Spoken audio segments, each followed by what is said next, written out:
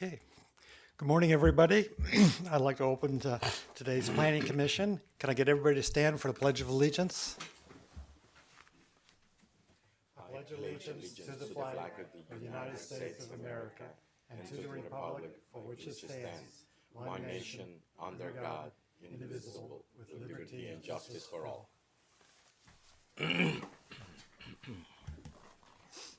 Proceed to roll call. Commissioner Gupta, Here. Commissioner Ketchum, Here. Commissioner Ramirez, Here. Commissioner Santa Cruz, Here. Chairman Hansen, Here. and staff is represented by Monowitz and Fox.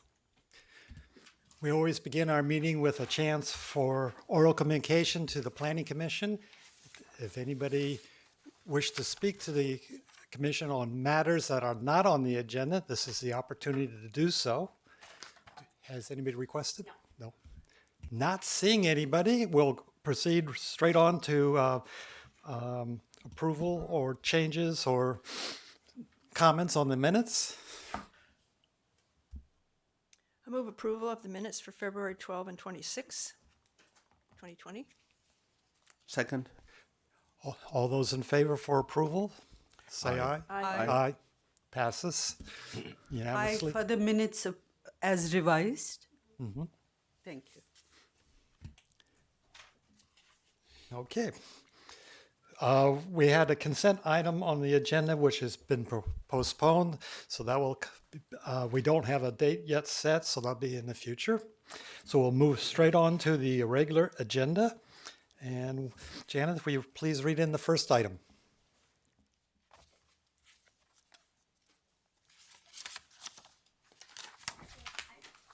Item number 2, owner Steve Zamay, applicant Jack Chu, file number PLN 2018-00343, location 0 Del Monte Avenue in El Granada. Good morning, commissioners, county staff, county council. My name is Brian Albini, project planner on this item. The project before you is located in the community of El Granada with the zoning designation of R1 S17, design review and coastal development. A residential project of this type necessitates, at minimum, a design review permit, and the grading quantities that are involved with this project proposal is why this project is being seen before you now. So here's the architectural rendering submitted as part of the project proposal that includes the outlay of the rendering of the materials that was presented to the Coastside Design Review Committee. The proposal includes a 5-bedroom, 4-bath, single-family home on a sloping property that of 6,526 square feet. Here's a 3D representation of the neighborhood in its context with the parcel in question outlined at the project site. The roads that's fronting is Del Monte. Here's a diagram of the project site plan. The lines in black indicate the portions of the retaining walls. The area in green is the extent of the home's footprint. And the shaded areas in orange delineate the project zoning setbacks for this area. The following slide is the civil engineering drawings, specifically indicating the base of the retaining walls and the heights of the retaining walls post-excavation. And as noted in the staff report, the excavation quantities in total will be 1,364 cubic yards. The following slide indicates the 3 levels of the project as it follows the design guideline recommendations to develop with the hillside. And so the base of starting from the left side of this slide, the garage and entry access, the mid-level living area, and the upper story sleeping quarters. This slide indicates the view from Del Monte as it's viewed from the street, and the picture shown is the neighboring property to the left.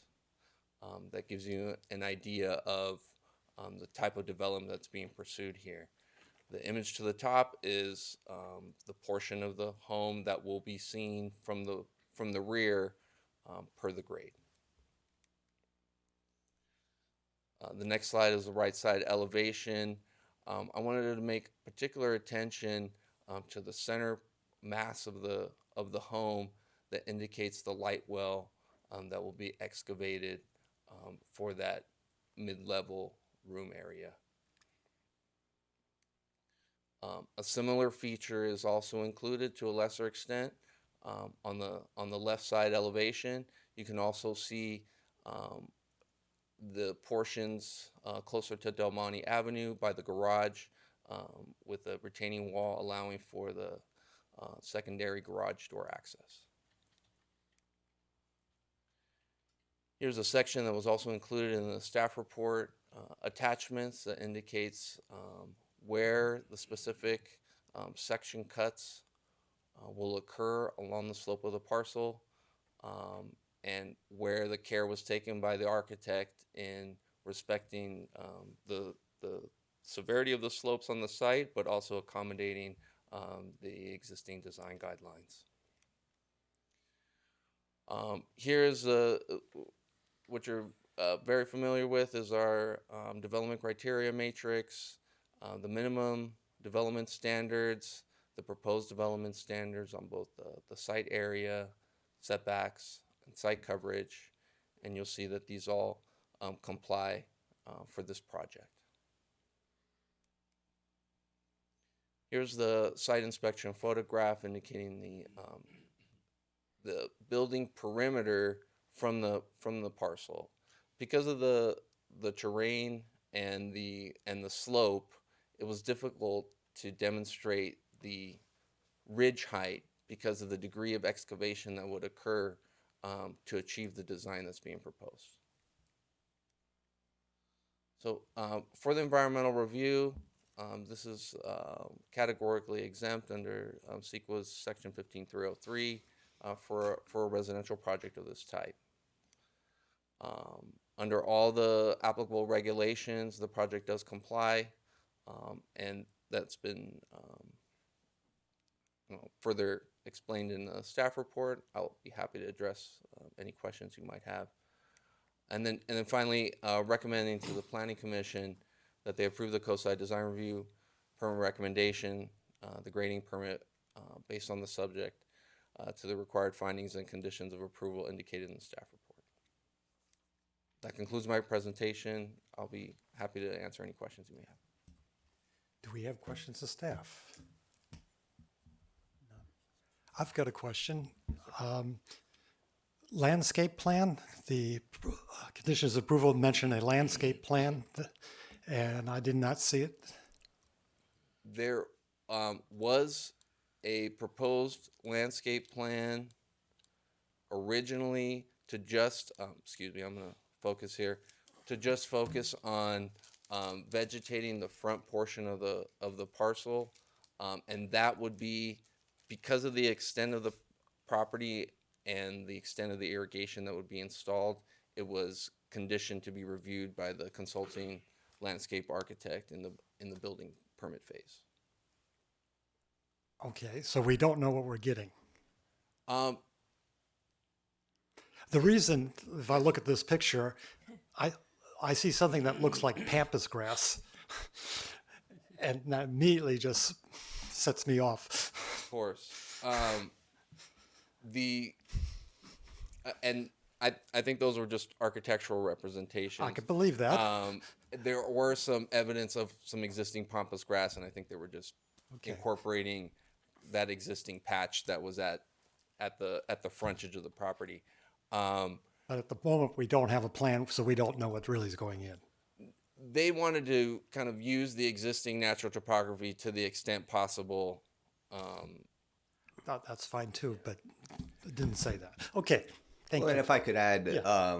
the point of the subsequent review is to ensure compliance with water efficiency standards, and as part of that, it will also ensure that all the plantings comply with requirements for native and drought resistant Non-invasive. and non-invasive. Correct. As long as those three things, I'm happy.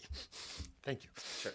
Along the landscaping plan, I had a question. Uh, From the pictures that you show, the parcel behind the said property, right, this one? Yes, ma'am. That one is at a higher elevation, right? Correct. The house sitting just To the left? in the background, yes, Right. that is situated at a higher elevation with less excavation and was built at a previous time. Okay. So would the landscaping here take into account like some safety protection for erosion when there could be rain, storms, Correct. So the slope may start sliding? part of the development and building permit review will incorporate extensive drainage review, coupled with the landscape architect review, who will give some guidance into what plantings would ensure slope stabilization, either through hydroseeding or maintaining the areas that don't need to be disturbed through extensive erosion control and tree protection measures. Okay, that's great, thank you. One more question that I had is that since this is in a high fire risk area, is that correct? That's what I read in the report. So it is identified into one of the severity zones for risk because of its proximity to the more rural lands that are further east. Okay. However, it's significantly urbanized in that area. There is enough fire suppression based on Coastside Fire's analysis of the project for them to be supportive with conditions. Okay, so is there any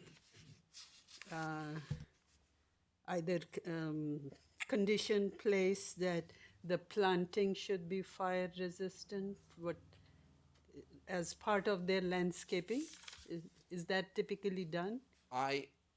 We don't have specific fire landscaping conditions. We tend to rely on the defensive recommendations by fire by maintaining either dead limbs at a certain height away from proposed or existing structures, and additionally not planting those mainly invasive species that generate those fuel loads that would cause a fire. So using a multitude of both the erosion control, stormwater, and landscaping, we can encourage plantings that are California native, drought resistant, but also don't contribute to that fire danger. Thank you. And just for your information, that link that's provided in there for the fire department doesn't work. It's in the report somewhere? I included verbatim the link that was from Coastside Fire. Unfortunately, I did not verify it, and Okay. I will go back and correct Let that. them, yeah, let them know. Thank you. Thank you, ma'am. Any follow-ups? Okay, thank you very much. Does the applicant have a presentation? Not necessary, but if you do. Good morning. My name's Steve Zimay. I'm the applicant. I might be able to answer some of the questions as far as the landscaping. There was a landscaping plan devised. Unfortunately, it wasn't here today, I guess. It was submitted with the building.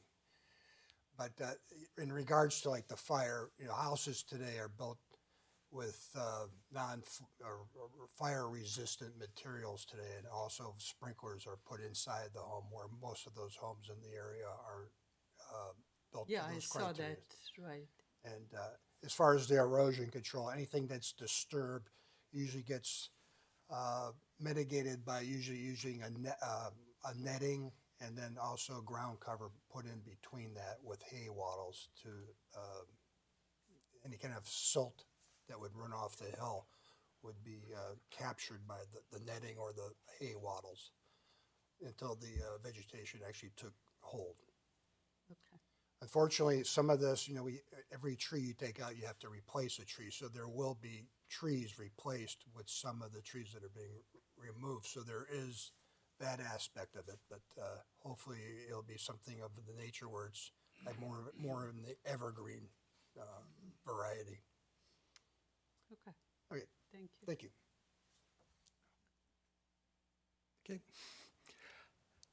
Okay.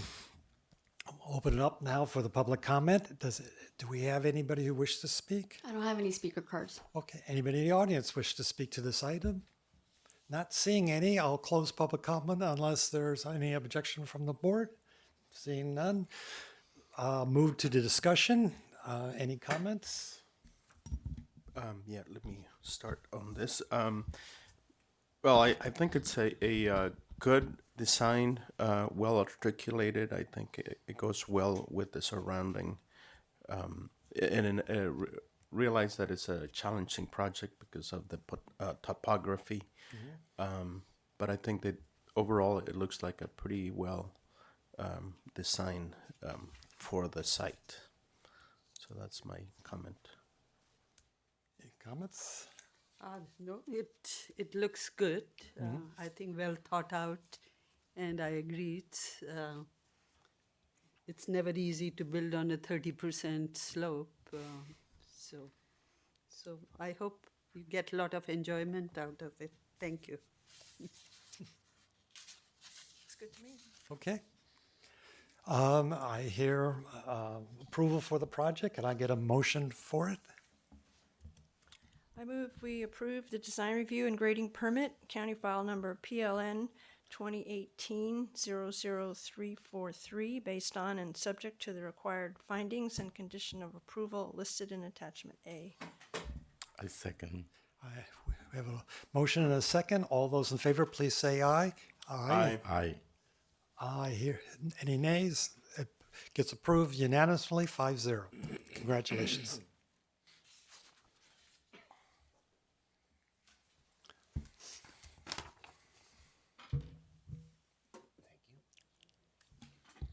Thank you for waiting.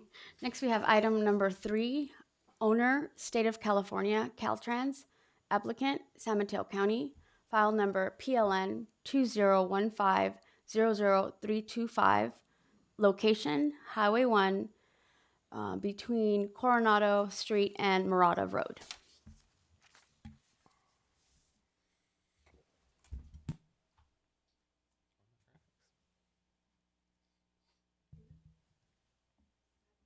I don't see anything. Can't point to things. I don't see it. There we go. Thank you. Good morning, Commissioners. The project before you today is a proposal to construct a 0.8-mile multi-use trail within the Caltrans right-of-way in the unincorporated community of El Granada and Miramar. The proposed trail, which is shown in red on this slide, is located entirely within the Caltrans right-of-way on the east side of Highway 1 between Coronado Avenue and in El Granada and the city limit line adjacent to Alto Avenue in Miramar. Upon completion, the trail will connect to the existing Naomi Patridge Trail, which lies within the city of Half Moon Bay's jurisdiction.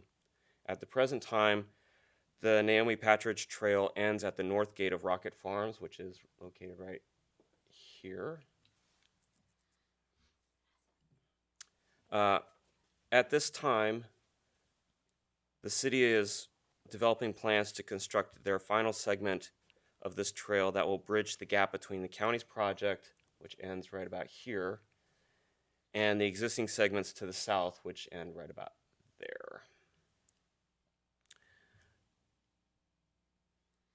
Now, the project will require modifications to the intersection of Coronado Avenue and Highway 1, right here. Specifically, the county is proposing to construct a pedestrian island in the middle of Coronado Avenue, right here, as a place of refuge for pedestrians crossing at this busy intersection. However, construction of this pedestrian island will require widening the south side of the intersection in order to maintain the necessary lane width. That's this crosshatched area here is where the curb will be moved back a little. And on this photo, you can see approximately right there is where the median island will go. This curb will be moved back approximately to where that existing equipment box is located now. And then the utilities, of course, will all be moved accordingly to accommodate the slightly wider radius of that on that south side of the intersection. Heading south,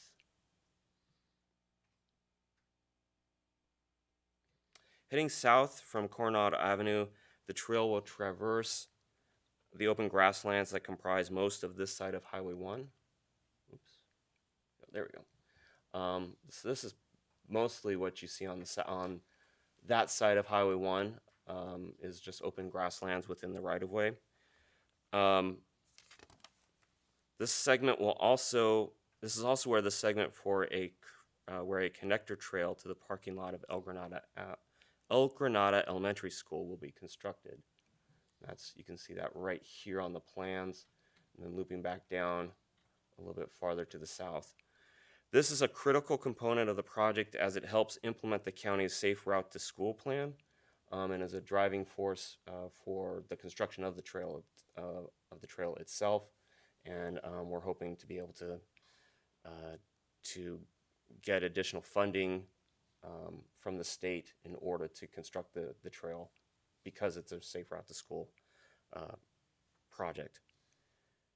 Continuing to head south, the trail encounters its first significant obstacle, which is this willow thicket on either side of the Quarry Park Service Road. This thicket presents a challenge from a regulatory perspective in that riparian habitat is protected under the county's LCP.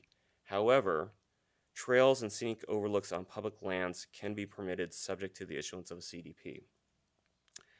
To avoid disturbing the riparian habitat as much as possible, the trail will be routed around the front of these willows, which you can see right here, across the service road, and then continuing around to the front of these willows on this side of the, as we continue further south, and then hugging up against the edge of the Highway 1 pavement through this area.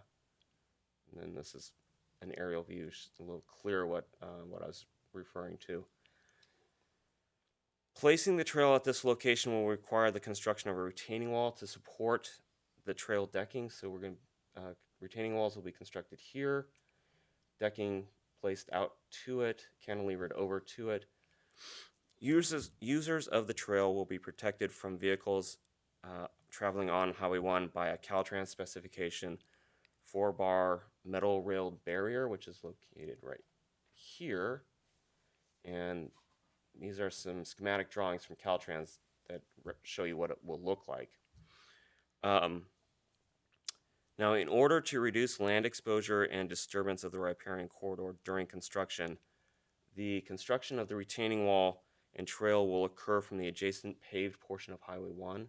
So temporary K-rails will be placed at the edge of pavement on Highway 1.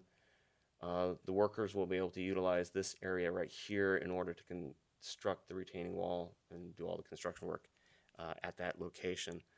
So this will require a partial lane rerouting and traffic control measures during this phase of construction, but will not stop travel on Highway 1. As the trail continues south, it will cross Medio Avenue, a private driveway located right here, and Furtado Lane, located right here, before it reaches Oro de Medio Creek. And here's the location of those in an air photo. At each of these streets, a raised crosswalk will be constructed. These crosswalks will be no higher than 12 inches above the adjacent roadway, so there'll be a 10-foot or 10-foot wide ramp that rises up to the top of the trail, which is about 12 feet wide, and then 10-foot drop again back down to pavement. So very gentle hump that'll ensure safety for pedestrians and bicyclists using the trail, particularly in lower light situations, and also will calm traffic and reduce speed on those at those critical junctions to help ensure safety for pedestrians and bicyclists.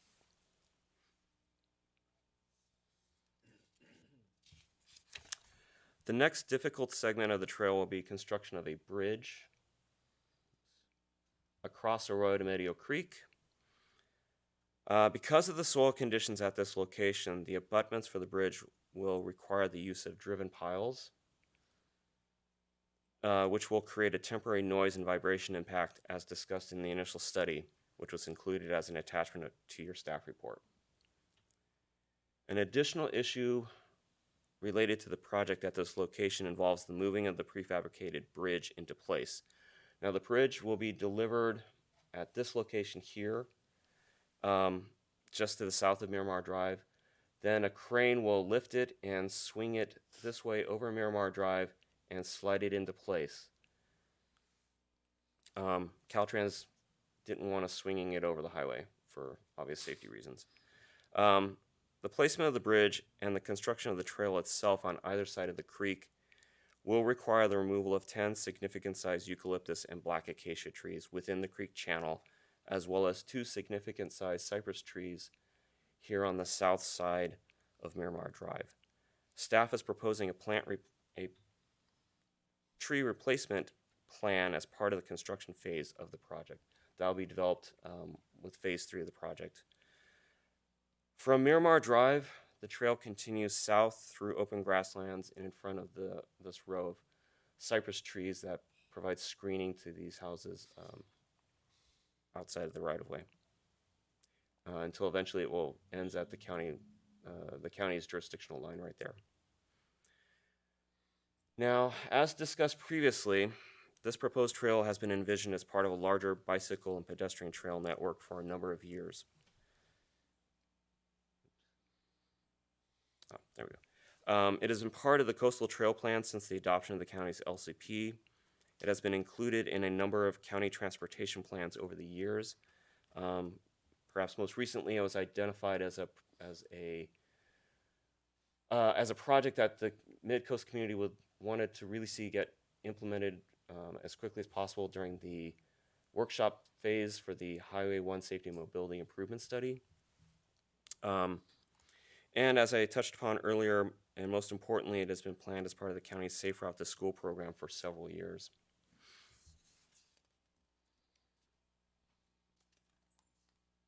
Now, the proposed project will have some temporary significant impacts related to noise and vibration as a result of necessary construction methods. There will also be minor but permanent impacts to the riparian habitat at the willow thicket. The project will also result in the removal of several large non-native eucalyptus trees within the banks of Arroyo de Medio Creek. However, mitigation measures have been proposed by staff which will mitigate these impacts to a less than significant level. With these measures, staff believes the project conforms to the county's general plan and LCP. Construction of the trail will provide a key non-motorized alternative for residents of the Mid-Coast to reach Half Moon Bay and for local school students to get to El Granada Elementary School without having to brave the dangers of riding a bike on Highway 1. Based upon the analysis contained in our report to you, staff is recommending that the Commission certify the mitigated negative declaration and approve the proposed coastal development permit by making the required findings and adopting the conditions of approval as listed in Attachment A of your report. That concludes my presentation. Are there any questions I can answer at this time? Questions? Go. So the 3,000 square feet of riparian willow habitat to be mitigated, Yes. is there a location being considered for that work? We're working with both primarily with the County Parks Department to develop a plan. We haven't identified precisely a location. One likely alternative would be to work here within the existing, this riparian area here that already exists, to expand this and to provide more riparian habitat somewhere through here. Again, we're still working with Parks Department about that. Is it possible to do the work adjacent to Pillar Point Marsh? Is that too far away, or is that a possibility? I would need to confer with the Parks Department, since it's their resources. That will have to implement But this. that's not prohibited. It doesn't have No, to be it's not on site. prohibited. Okay. There's no requirement that it has to be in a specific location. Just in the mid-coast area would be preferred. Thank you.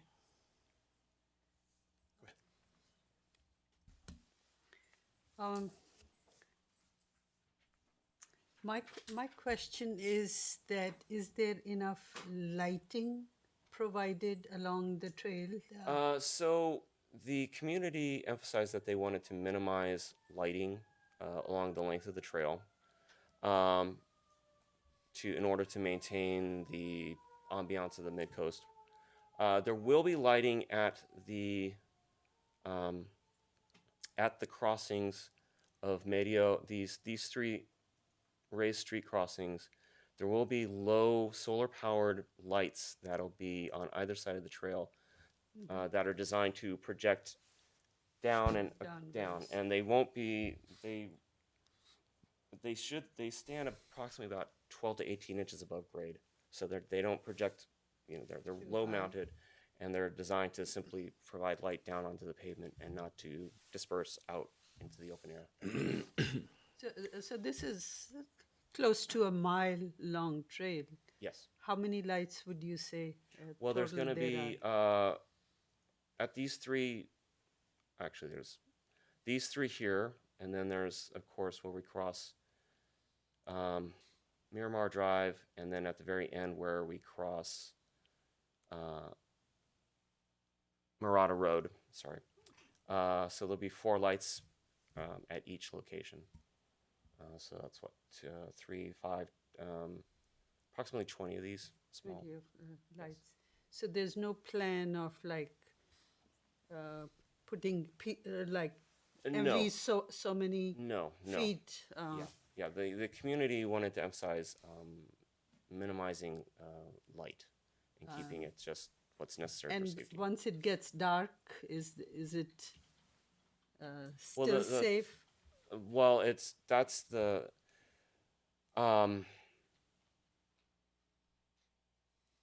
path. The pathway is intended to be used. It could be used 24 hours a day. Of course, there's no Right. prohibition against people using it. The responsibility for pedestrians and bicyclists using the trail after dark will rely upon their own responsibility to provide lighting for themselves on their bike or a small flashlight if they feel comfortable or uncomfortable walking in the dark. Also, I would like to emphasize during the initial phases of the project, when the alignment, what happened here? Kill me, Biggs. Did I go too far? Go back. When we were initially this one right here.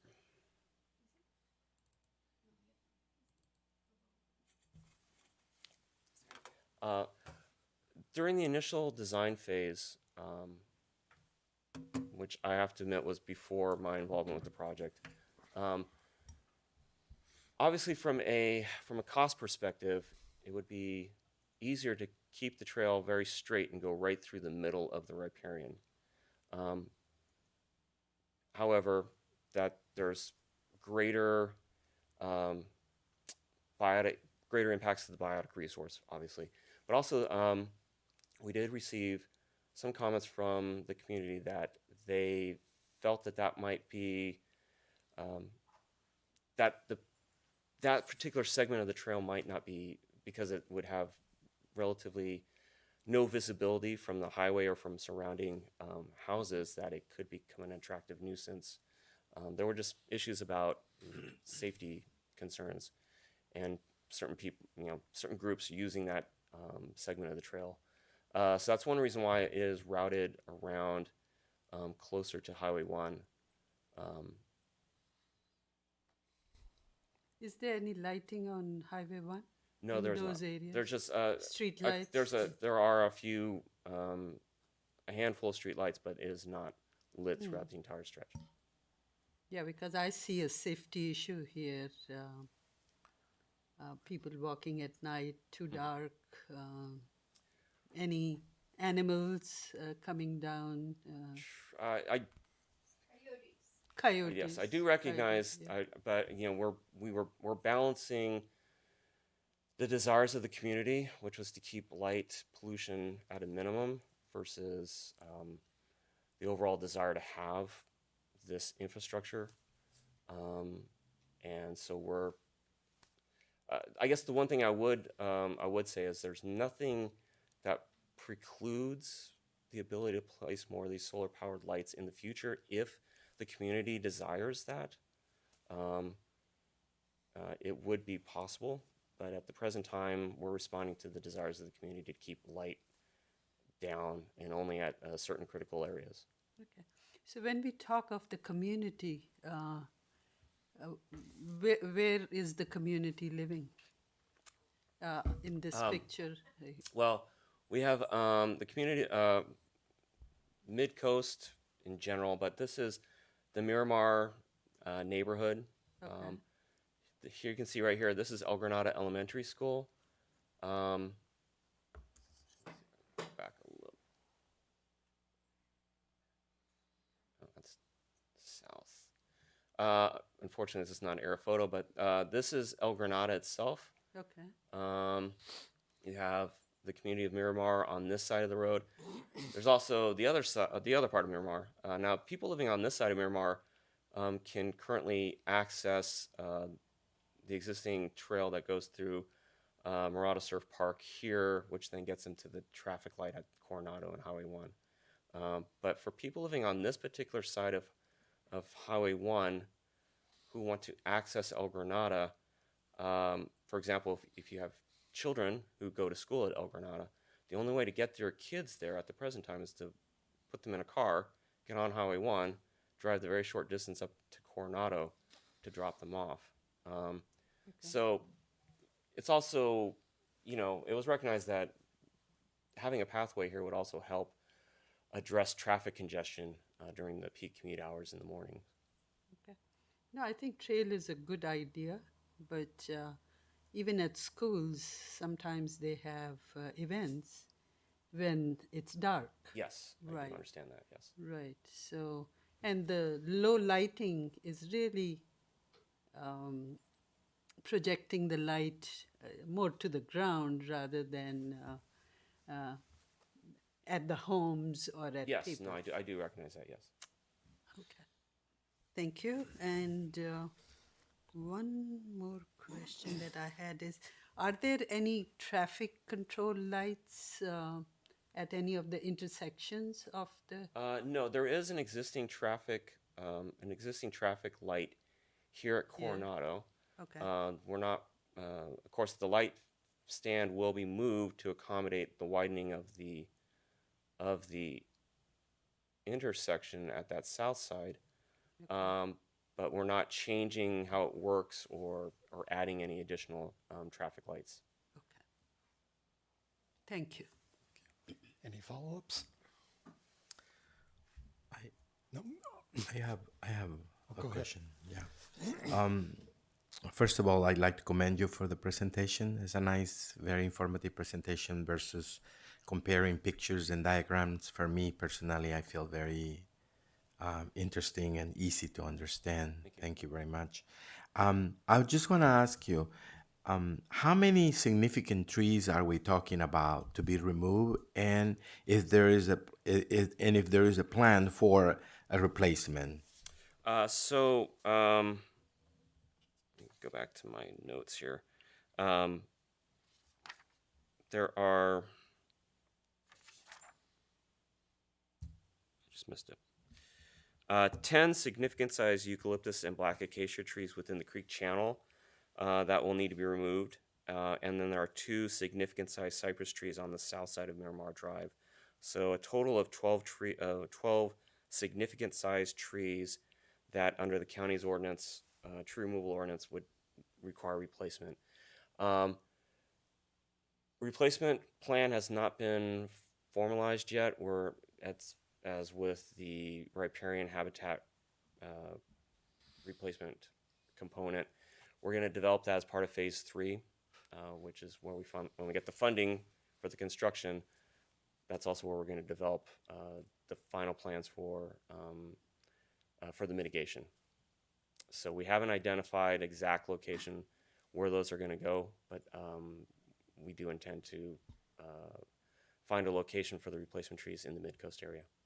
And if I could add, just because they're significant size doesn't mean they're necessarily significant in terms of biological importance. The black acacia is an invasive species, and the tree replacement plan and mitigation provides an opportunity for us to install native species that are appropriate for the area. So overall, I would say it's a beneficial impact. Okay, thank you, Steve. Quick question. So how soon is the project going to get started, and how long will it last? Because now you mentioned about well, when it'll get constructed is dependent upon securing of all the financing that we estimate will be required. There's now the county has part of these first design phases of the project were financed through a grant from the Transit Authority, County Transit Authority. The county Board of Supervisors has also designated paid for, has already provided a large amount of money to complete the design phase here. There's also a large amount of money that's been designated by the Board of Supervisors for the construction of this. But there is still I'm afraid I haven't kept apprised of the financing portion of this entire project. I believe we still have a small gap that we're trying to close. We've applied for a number of grants from the state through Caltrans that I'm hoping we're going to get news on here in the next month or two. So in terms of if we can secure the final pieces of funding, our hope would be to start construction in the dry season, so September-ish of this year, if possible. and if you were to secure the rest of the money, then we're looking at If I remember correctly, the last timeline I saw, we were projecting at about a 4-month construction period. total. Oh, that's quick. Okay. Yeah, I I was mean thinking- there's two. The retaining wall along the Willows and the bridge are the two biggest construction components. The actual trail itself, as it goes through the open grasslands area, is relatively it's not very complicated to construct. But that retaining wall and the bridge abutments and the will require a little bit more hard construction work to do. Correct. All right. Thank you. Thank you. Okay, thank you. We'll now open this portion for public comment. Do we have anybody? We have one speaker, Marina Pad. Yes, please. Hi, ladies and gentlemen. So my first, I asked when I can ask questions, and my first question is, how many people who were involved in the development of this project actually live on the coast? Ask your questions and give. Okay, so the And thing then we'll is come back that to them. if you want an example of a misguided good intention, this is one of them. Because I am one of those people who live on the coast, and I am supposed to directly benefit from this trail. because my house directly actually backs onto the trail. But this is the trail that is not going to be used by anybody. I am surprised to see, I actually sparred with Supervisor Horsley on this because it is his pet project. And the thing is that he doesn't live on the coast. And although on paper this idea sounds wonderful to get children access to school, no child from Miramar will use this trail because it is inconvenient. There is currently, if you put a map on, I can point to you. There's currently a path for any child. My child used it when he was in El Granada Elementary School. We live on the east side of the Miramar, and he used the backside of Miramar through the Grove, through the southern part of El Granada, which is a much shorter, a direct way that is just as safe as this trail. There are coyotes now there, but they will be there when this trail is built, and sort of everybody will be mindful of them just as they are now. So, no child from Miramar will use this trail, I will guarantee you, on one hand. On the other hand, there are examples already in Half Moon Bay of these wonderful trails that were built and nobody uses them. Specifically, I mean what will be continuation of this trail from the nursery to Frenchman's Creek. I drive there all the time. I see that nobody uses it except for one woman who goes from the nursery apparently to Frenchman Creek's development after work. She doesn't use it in the morning either. There was an elderly gentleman in the wheelchair pushed by his caretaker on that trail during the day, but I guess that gentleman died. You will never see a person on this trail. So the same fate awaits this wonderful, very expensive extension of the trail that is being discussed here today. I don't care whether it has lighting or not. I don't care if there are any other kind of protections because nobody will use it. And the children who live, okay, so sort of if we break it again with the map, it would have been much easier. If we break it down, from Miramar, children will go to school using that back road. On the western side of Miramar, children who go to El Granada use the intersection, use the existing trail, and then the the intersection at Coronado to get to El Granada. I never drove my child to school, so it has nothing to do with the traffic on Highway 1 because all the kids who are living beyond the walking distance who are driven to elementary or other kind of school go to other elementary schools. They're not districted to go to El Granada. So anybody who is going to walk, bike, or use the trail for any kind of entertainment will be insane to use this trail next to the heavily trafficked highway. It's on top of everything, very loud. I'm not mentioning the pollution and all the other things. There is a great alternative within 2 blocks, which is the coastal trail that is falling apart, that is used by hundreds of people on a weekday, thousands of people on the weekday, and everybody who has to commute anywhere within Half Moon Bay gets to the coastal trail as soon as they possibly can. Even people who commute to work on bikes would never use this trail to get to Half Moon Bay simply because if you are a sane, full-brained person, when you have a choice of a coastal trail, and even if it is a wonderfully built trail along the highway, what would you choose?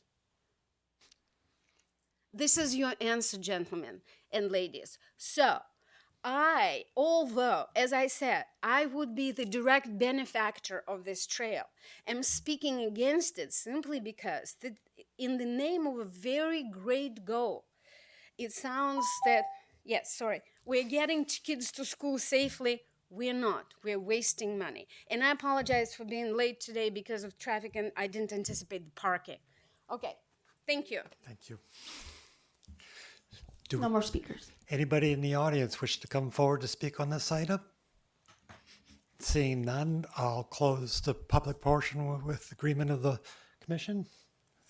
Okay, we'll go to our discussion thing. We have some questions. Can we have some answers?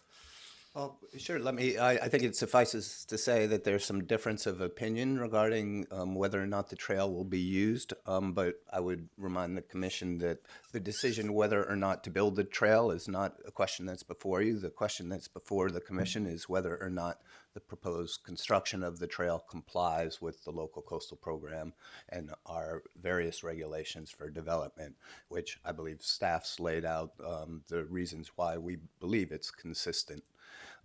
With regard to the long-term or the long-range planning for this trail, it's been in our plans and local coastal program for over a decade now, and it's seen as a vital component to the various trails and pathways that make up the network of our coastal access and recreation program.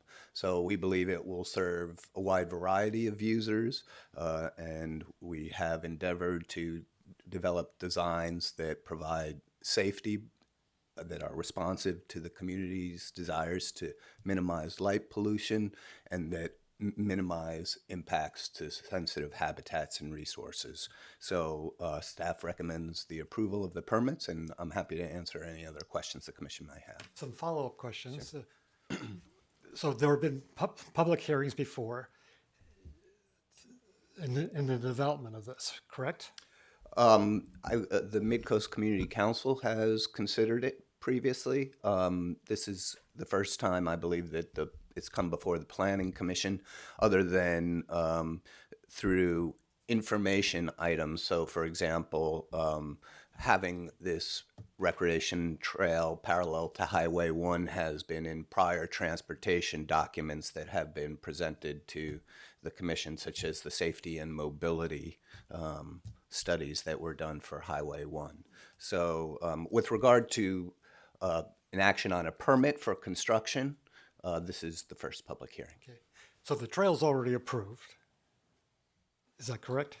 It's a component of approved transportation plans, but the permit to construct it is the matter that's before you. And is this trail also part of the Ohlone-Portola Trail? I don't know the answer. I'm getting nods, affirmative, one yes and one no. So I guess the answer is we don't know. Yeah, it is. Planning manager says it is, so I'm putting my money on that. Okay. If I remember right, I thought it was. That sounds right to me. Yeah, there's been a lot of public discussion about location and where and access. And, you know, it's a 90-mile trail, and so eventually when it is completed, there should be more traffic, in my mind. Did anybody study the traffic on the existing trail? Marina Fraser Trail is used by 2 people a day Okay. consistently. Nobody is going to use this trail. Okay, it is in the plan. public You can save a lot of money to the taxpayers, and you are going with the plan that had been approved a gazillion years ago, and nobody needs. Okay, ma'am, thank you very much for your comments, but the public portion is over. And you have follow-up comments, that's always appreciated, and you can write to us, and that'd be okay too. Sometimes things will come to you after we talk, and you'll say, you should have also. So submit those in writing. Any other questions of staff? Oh, not questions, discussion. I have a question to the planner. The lady, Mrs. Knapp, I think, mentioned the coastal trail location. In the picture you showed, where's kind of like close to the coastal trail location in regard to what this? All right, let me. So here's the project that's before you today on the east side of Highway 1. Mhm. At the present time, there is this. Oh, I'm sorry, it's actually a little bit Further north. further north. I'm sorry, where I thought it was. There you go. Here we go. So at the present time, this piece of land here on the west side of Highway 1 is owned by the county. It's the Marauda Surf County Park. And there is a path, there is a paved trail that extends from Marauda Road. No, I'm sorry. Thank you, Magellan. And then heads north until it reaches, Coronado. thank you, Coronado. Get to that map. But then there's extensions from the surface beach into the harbor. Yes, the coastal trail is also a long plan component of our local coastal program. And so in our coastal access program, we endeavor to provide a variety of options to people who want to come and enjoy the coast. Walking trails as close as possible to the coastline is part of that, and the Marauda Trail is a very popular segment of that type of trail.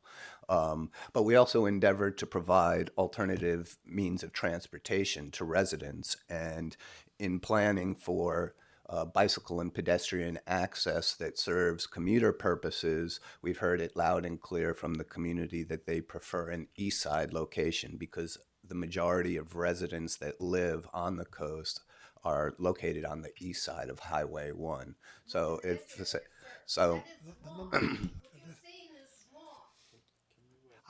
It's much more populated on Ma'am. the west side of that area than it is Ma'am. on the east side. So, Ma'am, I can't have you. somebody distorts the truth. Somebody has to speak out against it. Thank you. that concludes my remarks. Thank you. You wanted to say something, and I also, if you also could spend some time talking about your idea of working in the marsh and using the rehabilitation units of, putting in the bridge. You thought maybe it could be applied to the Pillar Marsh, if I understood you. Is it my turn? Go ahead. Okay, thank you. Full disclosure, I was on the Mid-Coast Community Council throughout the planning stage of this project, which was from roughly 2015 until now. And well, first of all, this is very exciting because this is the first significant project to be implemented from the 2012 Highway 1 Safety and Mobility Improvement Study. This is our near-term project and the first phase of it, and very exciting. And also that the process, BKF engineers and county staff, the process of working with the community. We had numerous Mid-Coast Community Council meetings on this issue with the engineers and staff there, and they listened to the input from the community and made adjustments on the alignment and the design details. It was a pleasure to be involved from start to finish. And as Director Monovitz was saying, this is the coastal trail is on the west side of the highway, and there are no crossings in the mid-coast except at 2 intersections in the entire mid-coast. And so with most of the residents living on the east side, it's very difficult to cross to the coastal trail at Coronado. Yeah, that's fine, but other than that. So the east side trail is desired, and it can be recreational, but it's mainly for, getting people out of their cars. People on the mid-coast say, we're locked in our homes on the weekends because of the traffic. Well, here's an option. You can go to whatever on this trail. It's a way to deal with vehicle miles traveled, congestion, all of that.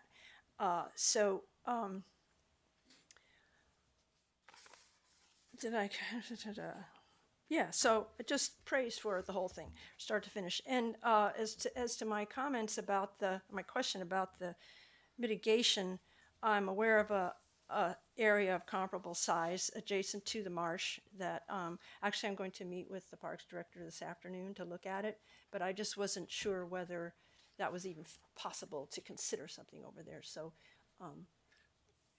Given what you know of the area, particularly since you live in that area, would it be preferable in your mind to put an emphasis on the Pillar Creek area, or, Over the mitigation? yeah, Well, I think it's real. There, I don't know if this is appropriate to go into the details of mitigation that might happen there, or Well, perhaps staff can offer kind of our perspective of what our legal obligations are when it comes to mitigation. In most cases, we want to achieve as close as possible to the native vegetation that's being disturbed. So it's like for like at a ratio that ensures that when all is said and done, given likely failure of some plants, that it will have equivalent biological value and productivity as what previously existed. In this case, we have a disturbed environment that where the impacts are going to be largely to non-native species. So we don't want to go like for like with non-natives. So instead, what we'll do is, I think, first prioritize restoration within the area where the work occurs, because we're going to need to do erosion control and whatever landscaping is required, and so that will provide some mitigation opportunity. Then, as Mike pointed out, there may be opportunities further up the creek within the same watershed. So that would be another way in which we would try and achieve like for like, is working within the same watershed. But in response to Commissioner's Ketchum, is it within the realm of feasibility that we could look at Pillar Point Marsh as a mitigation site? I would say absolutely yes. So I think there'll be a variety of options considered. The nice thing is that in both cases, we have county land that is in need of restoration. So it's not that we have a lack of potential sites. It's just determining which one. And I'd be happy to keep Commissioner Ketchum informed as to which direction we're headed. I'm glad to hear you're meeting with the Parks Department, and we can continue to discuss the location of this. it's the willow thicket is the habitat that I was speaking of for Pillar Point Marsh, and the issue is there's a failing culvert there on County Parks land that is, and this roadbed is between the Pillar Ridge community and the marsh, and so something needs to be done because the culvert is failing, and so my proposal would be to daylight that and enhance the marsh instead of just replacing the culvert. So that's all I have. okay. Do we have any more comments or discussion? Discussion, I think, if I may. I'm very happy to see this project come before us. I think it's always amazing to me, how long some of these things take, how long it takes for them to come to fruition. Looking at the report, it has taken many, many years, and it looks like to me that it has it's been vetted out thoroughly to the community. And I thought we were going to have quite a few people here today to either say something either against or in favor of it. I'm surprised that we don't have that many people, because obviously it was already, gone through in many meetings before with the community. So I think that the report, stands for itself. I think it's a very well put together, and I would say I'm very much in support of this. Okay, thank you. Any more comments? No? No. I'm hearing support for this. Can I get a motion? Oh, I'll do that. May I do that? Please. I move that we approve the coastal development permit and adopt the mitigated negative declaration, county file number PLN 2015-00325, by adopting the required findings and conditions of approval in attachment A. I second. I have a motion and a second. Calling for a vote. All those in favor, please say aye. Aye. Aye. I hear 5 ayes, so it's unanimous. Thank you for your presentation. So when do I have my final word? You said I can. You did. To the chair. Yes. The action on the coastal development permit is appealable to the Board of Supervisors as well as to the Coastal Commission within 10 working days. Yes. 10 working days. Thank you. We'll move on to our next item. But you didn't answer my question. When do I, you said redirect? With permission of the chair, I will address. Yeah. The hearing is over. If you need further assistance, the planner, Mike Schaller, can discuss with you outside your questions. The appeal process requires that you file an appeal form with the Planning and Building Department within 10 days, and then the matter will be set for public hearing, and you'll be informed of when that occurs.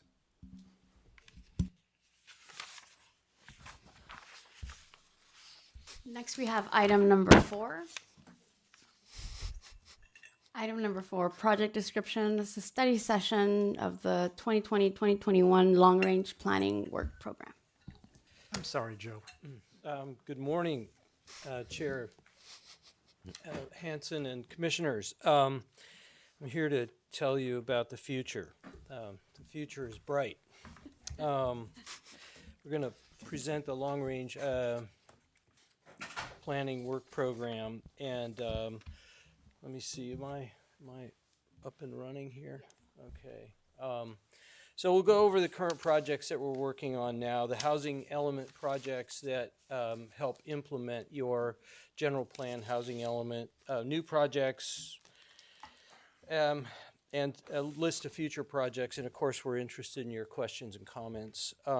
So in 2019, we had a number of accomplishments. We completed, you approved the Phase 2B and Phase 3 zoning for the CMU 3 and industrial zoning in North Fair Oaks. We revised our second unit regulations again, and we'll be doing that again this year to keep up with state law changes. We expanded the second unit amnesty program. Now have 8 homes or 8 second units involved in that program, and we added a new senior transportation planner position, which will extend our reach into implementing the kinds of projects that you just approved the permit for. So we recognize that the kinds of projects that are both envisioned in Connect the Coast Side and in the North Fair Oaks Community Plan really require a champion, and we think that this position will help us achieve that. The Board of Supervisors approved the Green Infrastructure Plan and sent that on to the Water Board, and we'll be doing some implementing actions on that in the coming year. And we also submitted a Caltrans SB2 grant, a Caltrans grant and an SB2 grant to rezone some properties in North Fair Oaks to improve the implementability of the North Fair Oaks Community Plan. And we also published a revised draft of Connect the Coast Side. I cheated a little bit. We did that in January, so it was 2 weeks after the end of the year. So first, our current projects. Connect the Coast Side is, as I said, we've published a revised draft. We're developing an outreach program as we speak and beginning to implement it. Of course, the coronavirus has complicated our outreach efforts a bit. We don't know the full extent of that, but we are intending to wrap this project up in the fall before the Board of Supervisors. So you'll be seeing a workshop on this matter likely in June, and then formal consideration by the Planning Commission in July. But it includes further segments of the parallel trail or the multimodal trail to extend it all the way to Montera. Also, we've had to set aside work on the protected tree ordinance because of staff changes and the need to focus on Connect the Coast Side and Plan Princeton. So plan to pick that back up again this summer and have a workshop before you in the fall before we move to formal consideration of that project. Our child care ordinance is in draft form as we speak, and it's we have a draft of a mitigated negative declaration, and we expect to have a public hearing before you on that in April or early May. Plan Princeton has become much more of a project than we expected. We had to integrate the Coastal Commission's guidance on addressing sea level rise to complete the shoreline management plan. So we've been working closely with our colleagues in the Office of Sustainability to integrate the science around sea level rise, flooding concerns, and erosion, as well as the policy directives from the Coastal Commission on long-term development in areas that are threatened by these hazards. So we have to come up with a policy framework that allows for limited shoreline development and for the eventual relocation or removal of some of that in the event that these hazards become real, and or when, I should say, when these hazards become real, and there's not a lot of guidance out there on how to do that well, so it's taken a little more time than we expected. And the accessory buildings and structures is a more of a cleanup amendment to our zoning. So we have, because the older zoning for second units and accessory buildings wasn't quite as clear as it could be in distinguishing these two types of buildings, one from the other. We have obviously updated the second unit regulation several times and will be doing so again, but we need to have a follow-on clarification of the accessory structures. But because of the other pressing matters, we're pushing that off until later next year. Another current project that's underway is a collaborative. I mentioned the approval of the Green Infrastructure Plan. One of the requirements was that we update any relevant policies, and we had a much more expansive idea of what we were going to do with regard to green infrastructure policy, and we've through a consultation with other departments have settled on updating the stormwater ordinance that has policy initiatives in it for several departments. The Health Department, the Department of Public Works, Planning and Building, and Office of Sustainability are all working together to formulate revisions to this ordinance that addresses our comprehensive green infrastructure program in the county. And we'll be bringing an informational item to you on that in the fall. And we have consultant support on that project. And also that we have so that covers sort of the policy projects we're working on. We also have a number of projects that are sort of ongoing implementation related efforts that long-range planning staff work on. So the Middlefield Junction mixed-use redevelopment, the county owns a parcel there that's being planned for affordable housing, 180 units of affordable housing being developed by Mercy Housing. And we led the effort to submit a grant to the state for some infrastructure improvements in the area to make bicycle and pedestrian access more viable and to improve the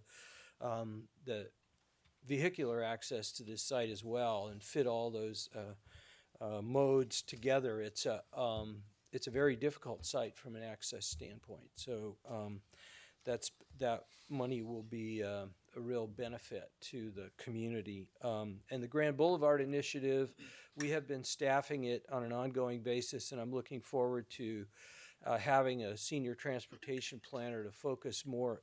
I hope to breathe some life into that effort. I think with the focus on climate change and the need to improve other modes of travel, the Grand Boulevard Initiative is really a critical path for the county to achieve its goals for reducing greenhouse gas emissions. Moving on to the housing element projects, the projects that help implement your general plan housing element. We have to again update the second unit regulations because of changes in state law. As you know, it's really helpful to the public and to the planners, the planning staff, to have all the rules in one place rather than having to try to refer to state law and interpret that language in conjunction with our zoning regulations as they stand. So we're moving fairly quickly on that, and we'll have something for you this summer. The inclusionary housing, I have these backwards. I'm sorry. I want to do density bonus first. So we are updating the density bonus ordinance, and it will probably be coming to you at about the same time as the second unit regulations. The state law has changed, and we need again to have all the rules in one place so that it's easy for these projects that are coming forward. We're meeting with a number of developers in North Fair Oaks who are proposing housing both mixed market and affordable and fully affordable projects, and it's helpful for both the planners and the public if those rules are up to date and we're not having to interpret them by using state law. The inclusionary housing ordinance that requires any project with more than 5 units, 5 or more units, to provide 20% of the units as affordable, again, needs to be updated to reflect state law and to clarify the income requirements or tranches of the kinds of housing that is allowed or required and qualifies for the inclusionary requirements. All needs to be updated, and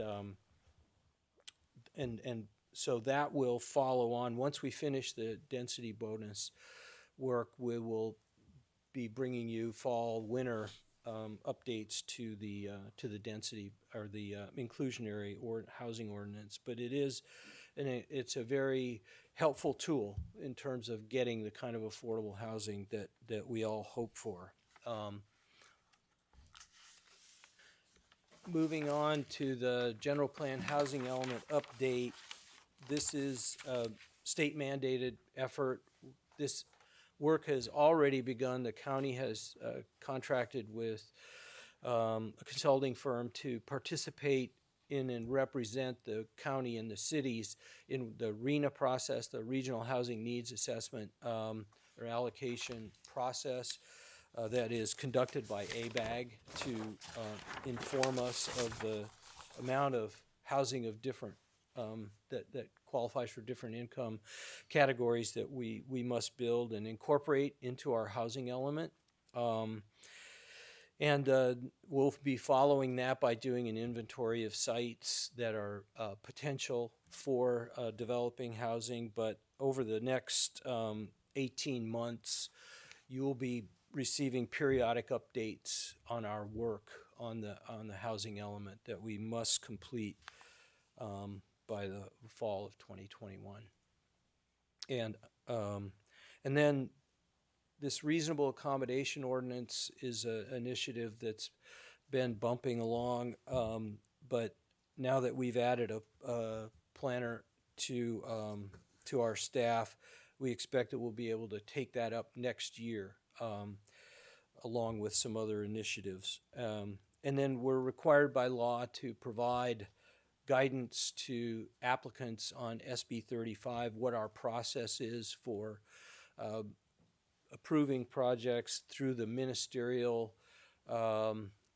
process. So SB 35 allows certain because we are deficient in producing both market rate and affordable housing in the county pursuant to the requirements of our housing element, we now have to allow projects with 10% or more affordable units that are willing to pay prevailing wage and meet certain other requirements to go on a ministerial path. That's multifamily housing projects. And so we need to articulate what that process is. We've processed 2 projects through that so far, but we need to develop a handout that explains it. And then also SB 330 passed in the last fall and took effect in January, requires us to explain our fees in a more clear fashion as to if you are developing a housing project, what are the fees that you would need to pay. So that's guidance that we have to develop. And then the other ongoing programs include the second unit amnesty program I mentioned before. It's been very successful, and we expect that the board will want to continue it into the future. We support the Home for All effort, which is a mix of advocacy and education. So several of our staff attend and put on educational workshops that try to empower planners in the county and others to expand the production of housing to meet the housing crisis that we confront. And then we're constantly preparing reports and other documents to satisfy regional government, state government, and helping out in the county with regard to housing surveys and annual reports. So now we have a number of new projects that we expect to start in either this year or next year. So as a result of a project that was initiated by the CDRC, the Coastside Design Review Committee, to make some recommendations on how to update the residential design guidelines, they asked us to consider creating or updating the C1 regulations as they apply on the coast side, and particularly for mixed-use projects that have a residential component. And so we've scheduled that to start a year from now in the winter, so that we can do the appropriate robust outreach effort to those affected and come up with a good update to the ordinance. And the Office of Sustainability is leading an effort to update the county's Energy Efficiency and Climate Action Plan, which is an element of your general plan. That project has been ongoing for about a year now, and I expect that it'll take about another year before it's completed. And we're advising them on that. So the board has directed us to extend the short-term rental ordinance to it says Bayside here, but it's basically all residential areas outside of the coastal zone. So that includes some residential areas on the west side of Skyline. But in any case, we'll be once we get some more progress on Connect the Coast Side and other projects, we'll be starting that effort this summer.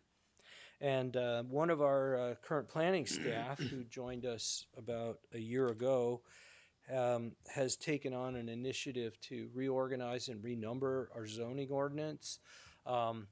It is a little chaotic. The chapters have been added opportunistically over the years, and we think it would really benefit from a check of the references from sort of one ordinance section to another to make sure those are correct, and to, but more importantly, just to create some internal consistency and better organization topically within the ordinance. So we'll be bringing that to you as it progresses. As I mentioned, we applied for and obtained an SB2. Well, I think we've obtained an SB2 grant to cover the environmental review portion of rezoning some properties in North Fair Oaks along Blenheim and Huntington Avenues.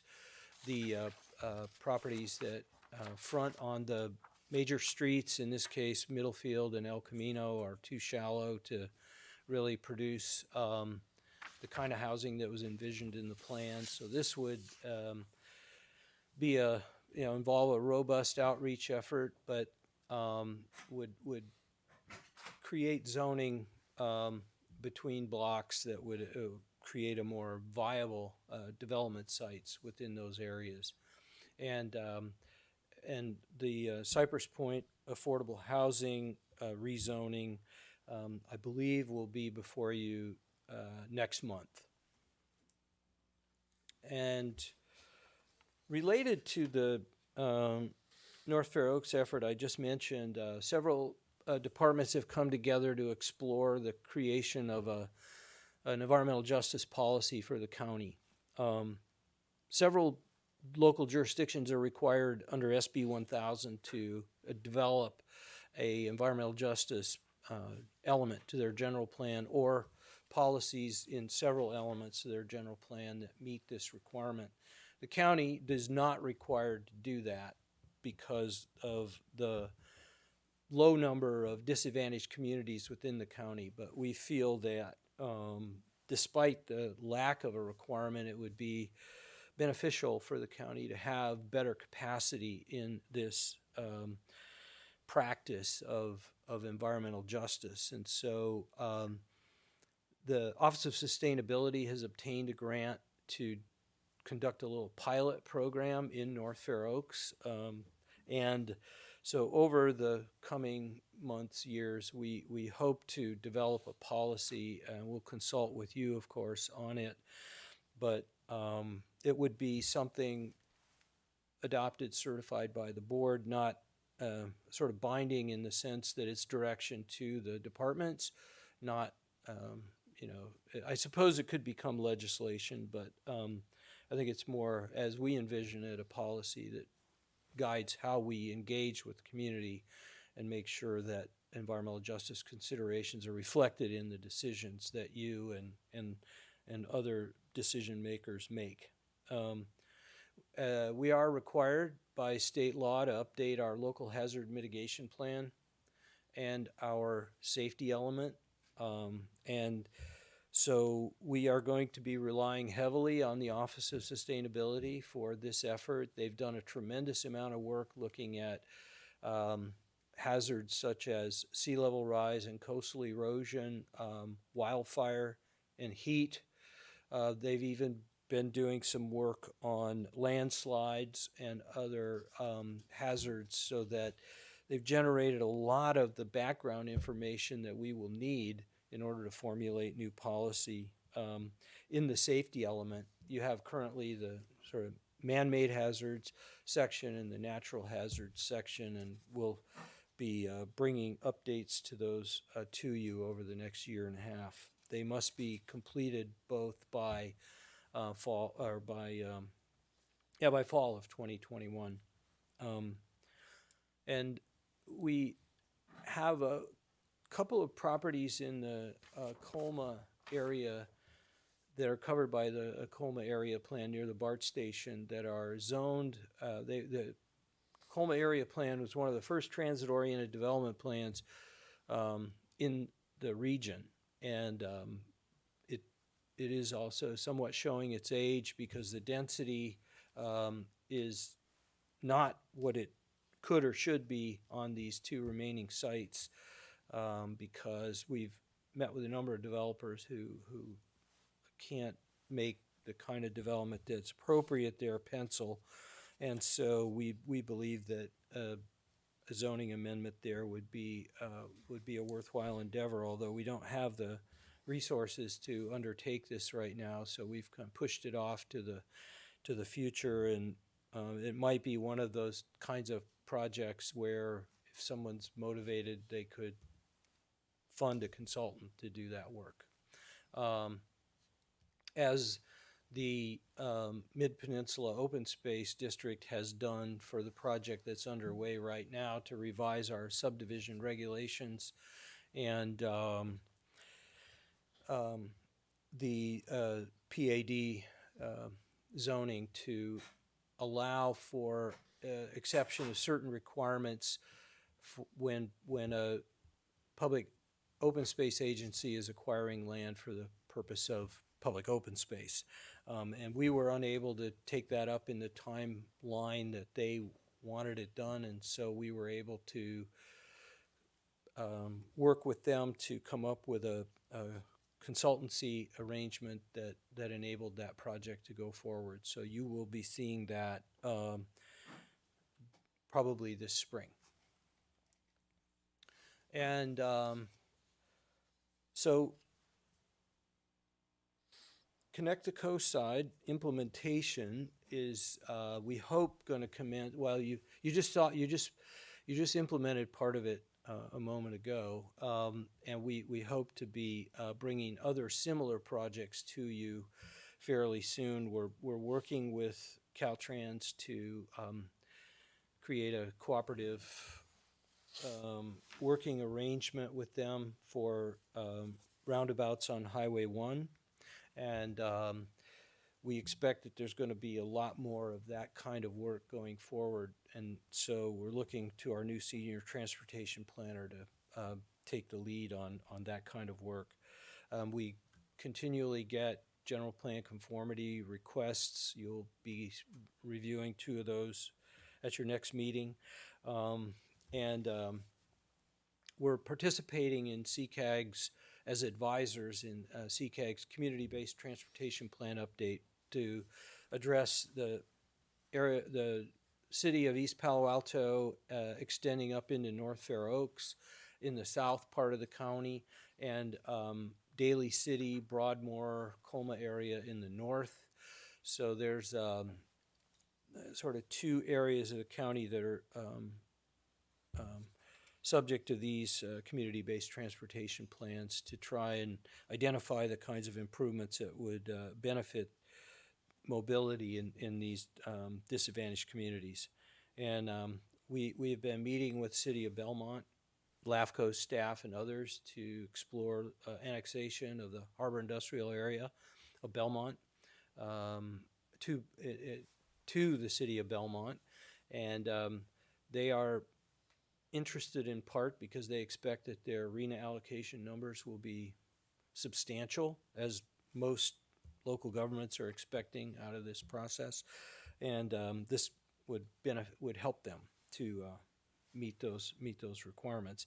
And then our Department of Public Works is leading an effort to develop the vehicle miles traveled significance criteria that we would use in environmental documents.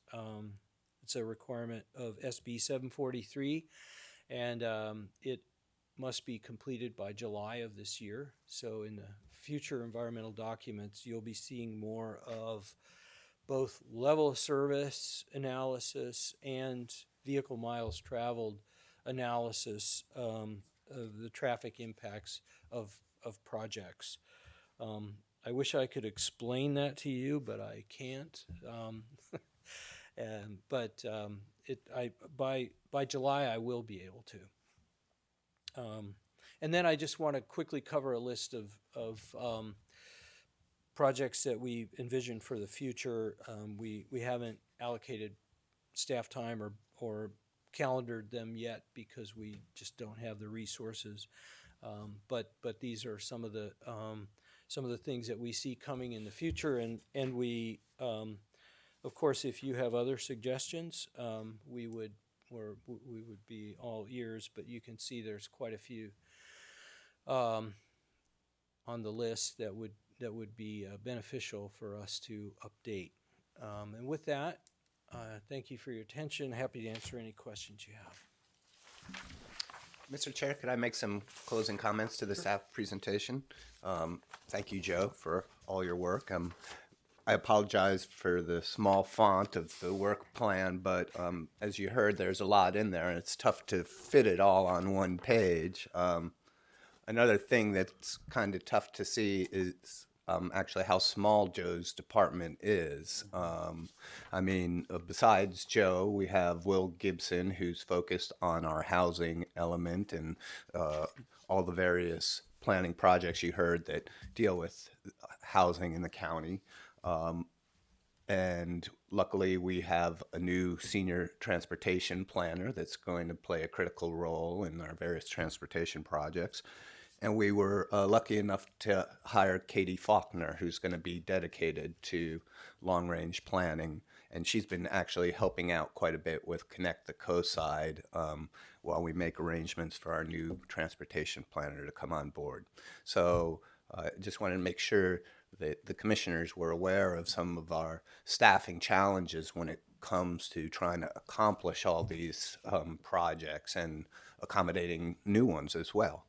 But we make our best effort to do so in a manner that is consistent with the priorities of the Board of Supervisors, and we welcome your input as well in terms of what you believe is of highest priority. So with that, we welcome your comments. Okay.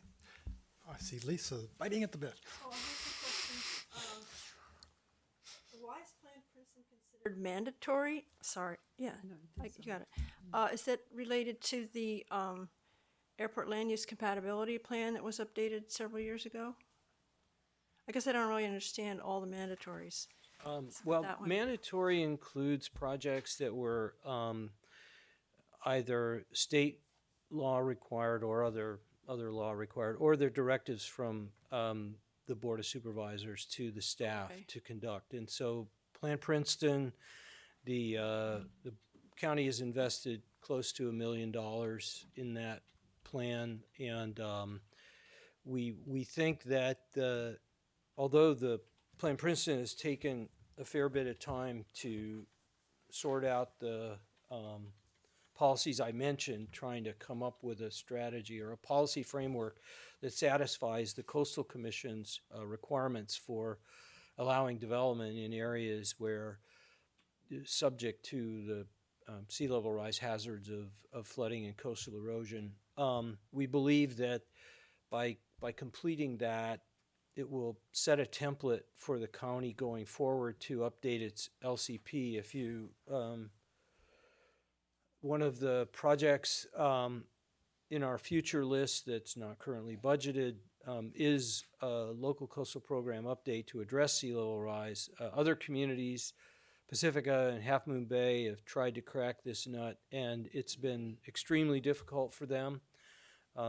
They're caught between their community on the one hand and the Coastal Commission on the other, and trying to find a pathway that satisfies both is extremely challenging. So I think that by taking a small bite in Princeton, will give us a sense of how we might be able to successfully address this along the rest of the coast. Oh yeah, I wasn't questioning the advisability of doing Planned Princeton. I just wondered about mandatory, whether that was state, but you're saying this could just be the Board of Supervisors saying they want it. Okay. We view direction from the Board of Supervisors Okay. as mandatory, yes. Next question is on the implementation for Connect the Coast side. It mentions Montera Roundabout. What intersection would that be in Montera? Well, we're going back and forth right now with the Mid-Coast Community Council as to whether 16th Street So is it's in 16th. Excuse me? So it's 16th Street is the one that. Whether 16th Street is in Montera or Could Moss I just Beach. put in my 2 cents? Sure. I would consider that the Montera Creek Ravine is what separates Montera from Moss Beach. Without that fill and culvert, you'd be, yeah. And so basically, and also the fact that you can only access from the side that roundabout from Moss Beach, that would, to me, mean that it's in Moss Beach. We're in agreement. Good, okay. Okay. Done. We're done. Third question is on Connect the Coast side. The Comprehensive Transportation Management Plan and associated LCP amendments, do those need to be actually certified by the Coastal Commission before you can submit any other major zoning amendments such as Plan Princeton or Cypress Point? Can I tackle that, Joe? So the need to amend the LCP is only triggered in the event that we want to change the growth rate established by the LCP. So the 40 units per year limit is locked in unless and until the Comprehensive Transportation Plan is certified by the Coastal Commission. We don't intend to change that growth rate, so it's not mandatory that we submit the plan, Connect the Coast side, to the Coastal Commission. However, there are pieces of the plan that will trigger targeted LCP amendments. So am I accurate, Joe, when I say that part of the plan recommends changes in LCP policies about how you measure levels of service and what would trigger roadway improvements? So there will be LCP amendments that are part of Connect the Coast side implementation, but at this point, there's not a requirement, nor is it staff's intention to submit the plan in its entirety for commission certification. Okay. Let's see. The last question is the housing element projects. It seemed like, okay, annual housing surveys and reporting. I'm not really clear what that is, but don't explain yet. Basically, my question relates to the issue we're having in the mid-coast of unpermitted conversion of ground floor commercial space into residential use in the neighborhood commercial districts, and that if nothing is done to address the known cases of this, we can only expect it to continue. And just the fact that you're shifting, not, the danger to the viability of the commercial district, but also that you're adding housing, wouldn't that be of interest in these surveys? Or, I mean, I guess I'm trying to promote a study of what's been done without permits that's related to new housing. Since that's the enforcement matter, I'll jump in here too. Most of the housing data that we need to report on is about housing that has been permitted. We don't typically count unpermitted units as something that's meeting, let's say, our regional housing allocation requirement. So the fact that there have been illegal units constructed both within and outside of residential districts is an enforcement matter. It's not something that we typically report to state housing or something like that. And with regard to your concern, our enforcement unit is certainly looking into that matter, and we will be following up. Oh, I wasn't clear whether that was happening or not. I got mixed messages. Yeah, well, I think when there's a violation of our zoning code, we always have the ability to enforce where we think it's necessary. So, when it comes to updating the zoning to address the larger interests of the commercial district, that's still work to be done. But in terms of responding to, let's say, a health and safety matter, if such exists with regard to, these illegally converted commercial to residential uses, I mean, we would address that right away. So it kind of depends on the circumstance of the particular case. Thanks, that's all I have. Sure. I got a couple questions.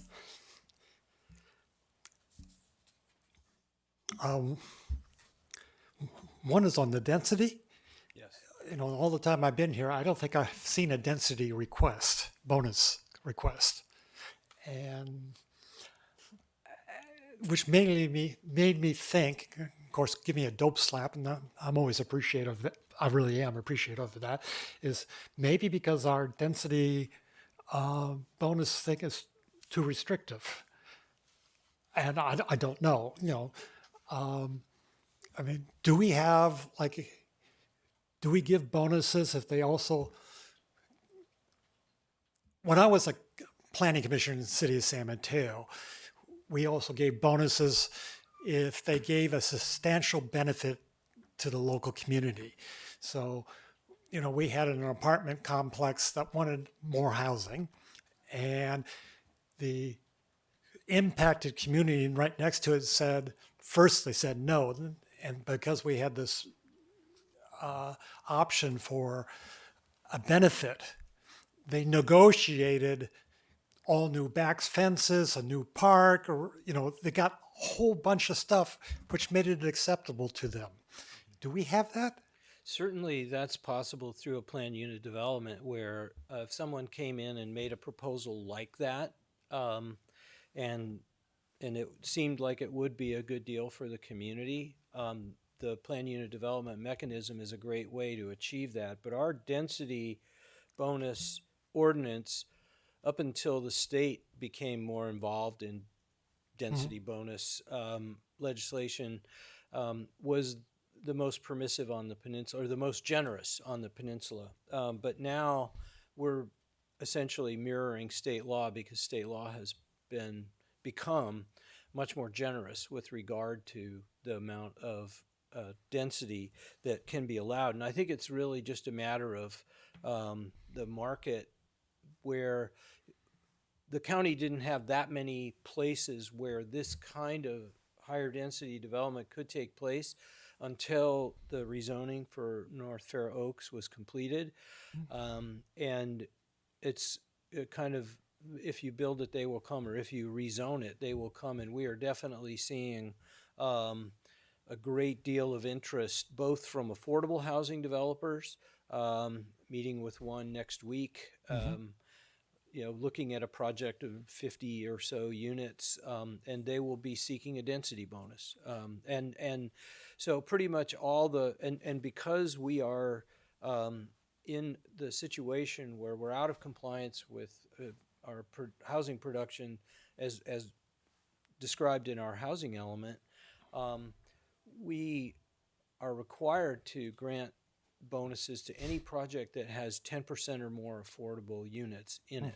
Now, we require 20, so that means pretty much any project with more than 5 units in it is going to get a bonus if they want it, because they are covered by that provision of state law, in addition to our density bonus ordinance. And that SB 35 provision, it also requires ministerial processing, which is one of the reasons why you haven't seen some of these more recent projects come before you, because they're ministerially processed. That's why there's not crowds in here yelling at us. Yes, and to add to that, when we changed the North Fair Oak zoning, the CMU 1, 2, and 3, you created the site development permit, which is a staff-based permit that checks.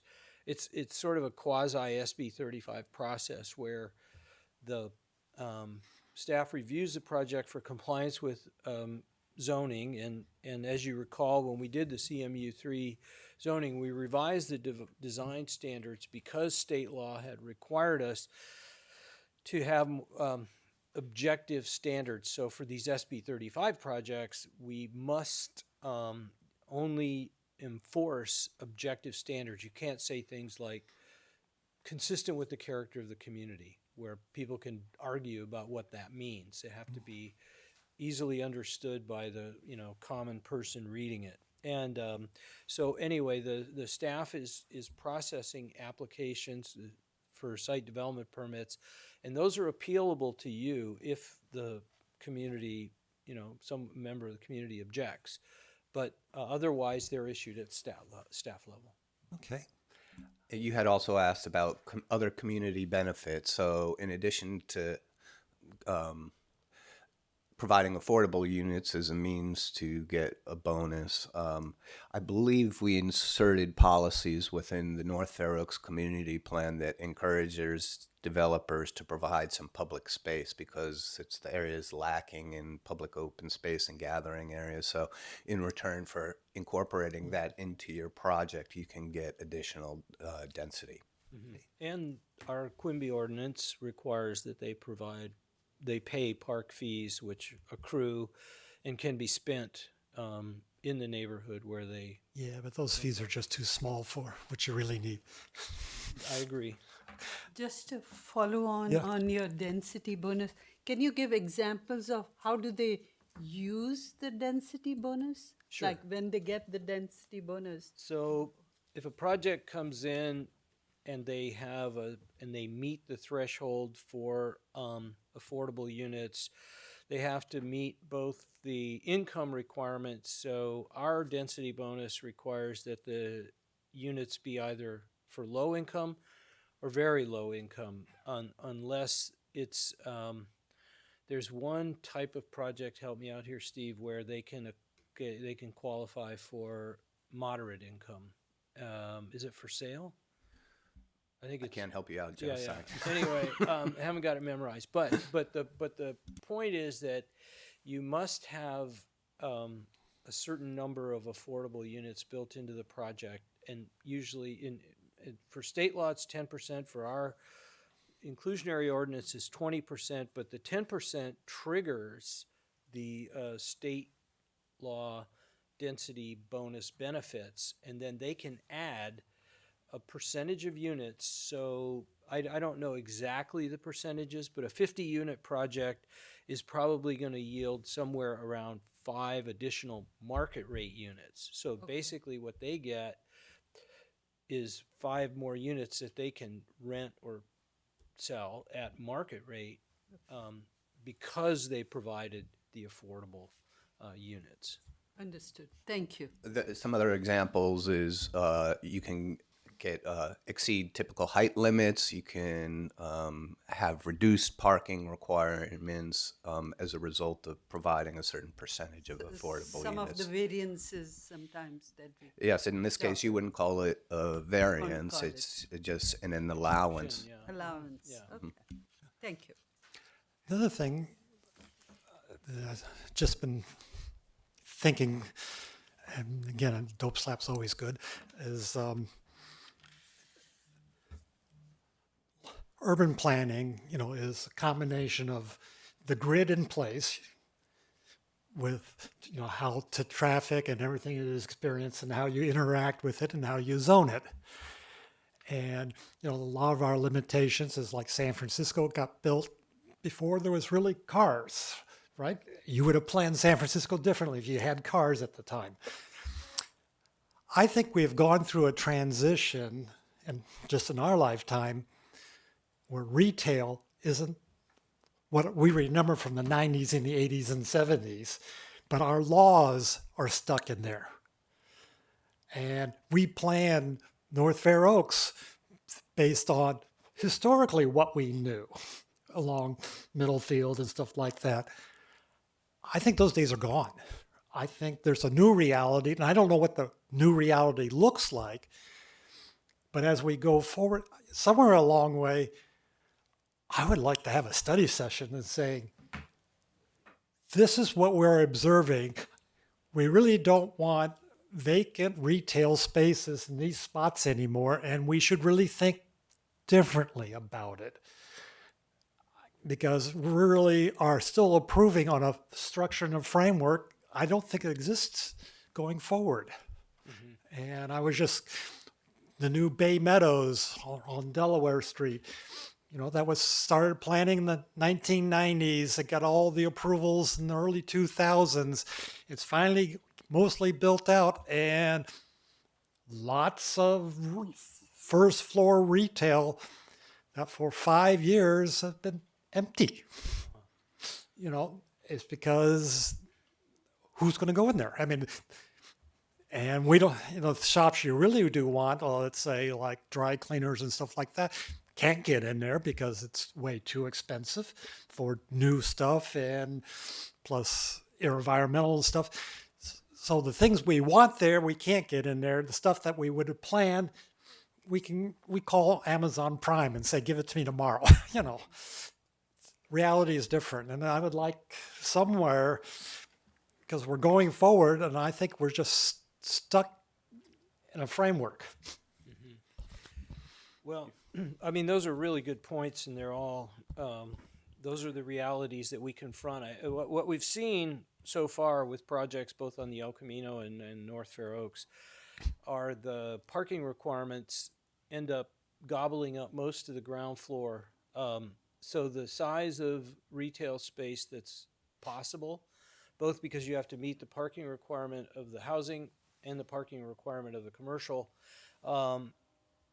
make it difficult to have a sizable ground floor retail space anyway. And also we, as Americans, we're not accustomed to driving into garages to go get a cup of coffee or shop for our groceries.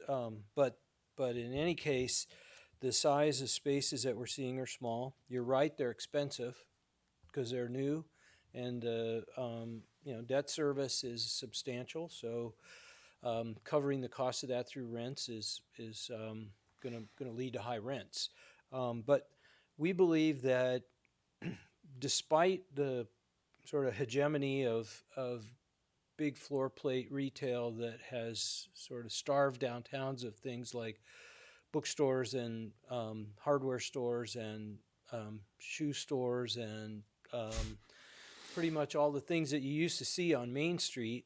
And now it's food, variations on food. It's restaurants, it's boutique markets and coffee shops and the like. But we still think that the concept behind, in a climate change world, the concept behind complete streets is a valid one. And that building that physical plant for a day when people are forced to carbon pricing or some other policies that drive down greenhouse gas emissions, and people will need to have services and shopping opportunities in close proximity to home, we think that physical plant still makes sense, despite its short-term shortcomings. And we'll have an opportunity to dig into this as part of the planned update to the commercial district for the Mid-Coast. Yeah, and when we do that, I think some groundwork needs to be prepared for me to make a better decision, because I was trained in the 70s in urban planning, and all my stuff has been on the job, and that's not quite the same thing as what we really do know. Well, I'll say one thing that remains the same is we try and stick to a 20-year planning horizon, because beyond that, it's very difficult to see what the future... 20 years is hard, too. 20 years is hard as well, no doubt about it. Much more fast-changing environment. And we will be able to delve into those questions a bit when we bring forward rezoning of some of those properties in North Fair Oaks, because part of the impetus for that is, particularly along Middlefield, was to preserve the shopping street character, and or create, the shopping street character of a classic Bay Area neighborhood where you have housing surrounding a shopping street that people can walk to. Mm-hmm. Thank you. Those are my questions. May I? I was making notes as you mentioned that it would be coming when to Planning Commission. So we are going to be quite busy yes, you are. in the next. I'm not as discounting the effort that staff will be putting in, but yes. Okay. So my question really is, one of them is, it came up that there should be some kind of study sessions for planning commissioners, for us on the commission. There's this training that's held, I believe, by the county. I have attended 2 or 3 of them. I'm forgetting, either it's 21 elements. 21 elements, right. So is there any inputs given by our planning department to them as to what should be covered? Absolutely. So Joe and Will have a close working relationship with the staff from 21 Elements, and as well as our Home for All team. We work very closely with them. Joe and I also attend monthly planning director meetings where we coordinate with the other jurisdictions on topics that we think would be interesting and informative for the commissioners to receive training on. Okay, okay. That's great. Because what I feel is that on our county planning commission, we have many more variety of projects because they come from all different districts, basically. I think most of them fall in Commissioner Ketchum's district, but we don't get any training on those type of projects. Are you thinking of projects in the rural areas that are not Exactly. typical to? Right. Okay. Right. Well, I think we can certainly fit that into our schedule of study session items. And so I always welcome your input on that. So if you have suggestions about specific topics you'd like us to cover, we'd be happy to do that. But yeah, you're right. There are a lot of interesting things going on in our rural areas and open space areas that are not typical to the city. Right. And so they are not addressed in these trainings No. because of smaller group of people who would be interested in that, probably. Yeah. Yeah. Well, I think, we're lucky in that I think our staff is made up of professionals with backgrounds that are well suited to dealing with some of the county issues. And so when it comes to, let's say, stewardship of natural resources, dealing with very constrained properties with, landslides or other natural hazards, we're well equipped to provide the detailed analysis that you need, and we're also happy to do some specific training on those issues that might be unique to the county as opposed to the typical trainings you receive through 21 Elements. So we'll work with you on that. Okay. Thank you. Okay. So going back to one of the questions that I had was this second unit amnesty program. Yes. Here, under the status,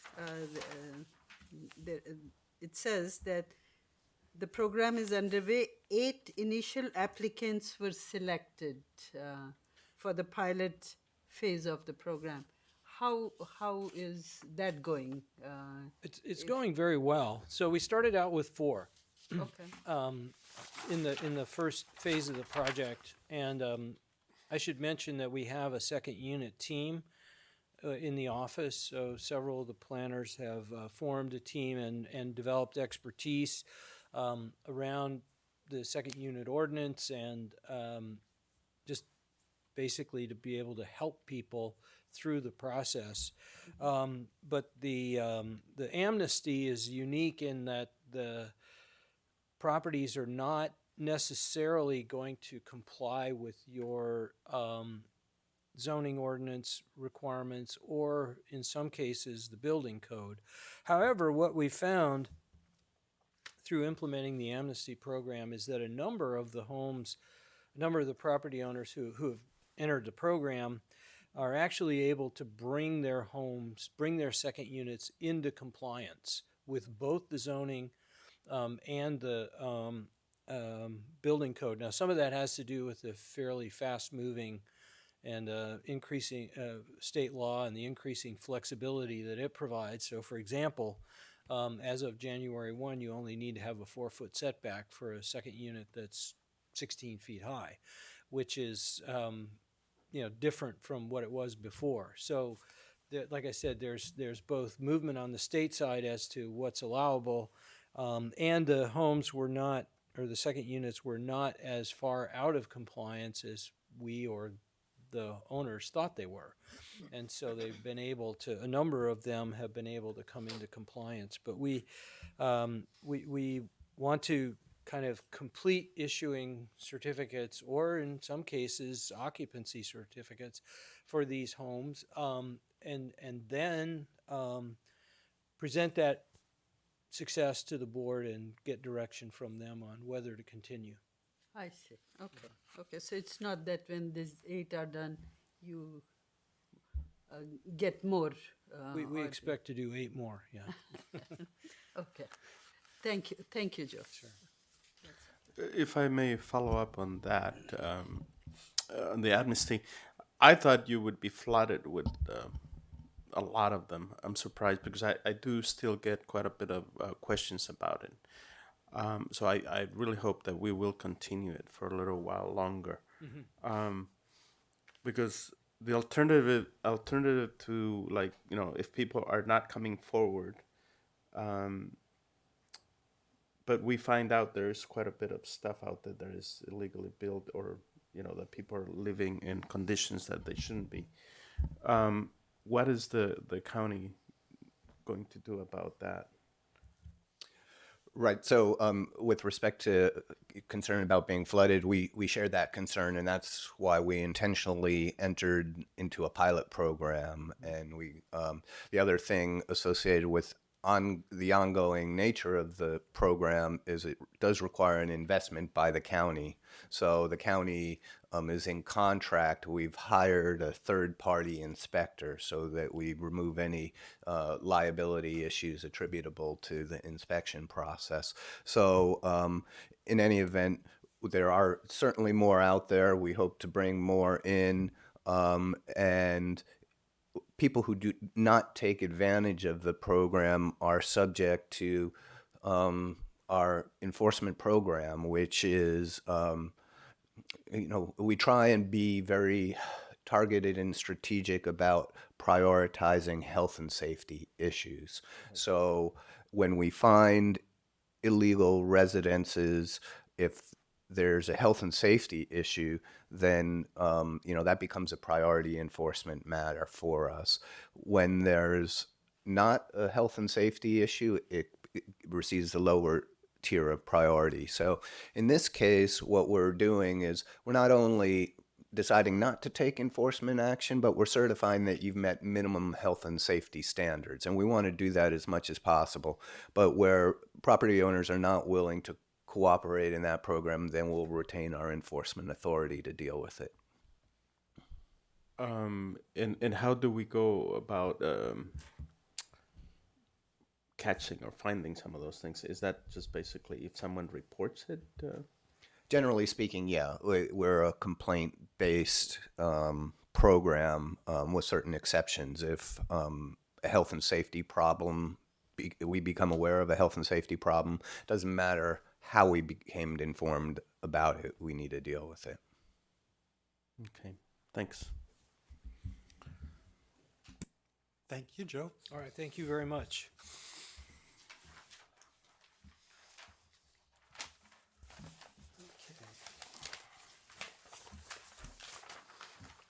Okay, correspondence and other matters.